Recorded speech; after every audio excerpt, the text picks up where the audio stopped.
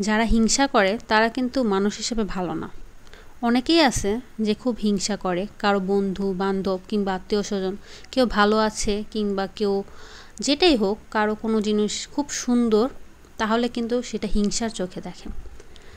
হয়তো আপনার বন্ধু, কিন্তু সে যদি হিংসা করে বা যে কেউ হোক না কেন, তাদের সাথে কখনোই সম্পর্ক রাখা উচিত না, দূরত্ব সৃষ্টি করা উচিত। কারণ তাদের হিংসা আর বদনজর আপনার জীবন ধ্বংস করে দিতে পারে। আর হাদিসে বদনজর লাগার কথা কিন্তু উল্লেখ আছে। আর যারা অবশ্যই কারো কোনো জিনিস সুন্দর দেখবেন বা ভালো লাগবে, মাশাল্লাহ বলবেন, মনে মনে হোক কিংবা প্রকাশ্যে মাশাল্লাহ বলবেন। কারো ক্ষতি করাটা উচিত না। অনেকে আছে রাক্ষসী চোখ নিয়ে হিংসামি করে আর বদনজর দেয়। কেউ ভালো আছে কিংবা উন্নতি করছে, অবশ্যই তার জন্য দোয়া করবেন। আর যদি কারো কাছে কোনো জিনিস, আমার কাছে একটা জিনিস নাই থাকতে পারে, হয়তো অন্যজনের কাছে একটু বেশি আছে, এর জন্য কিন্তু হিংসা করা উচিত না।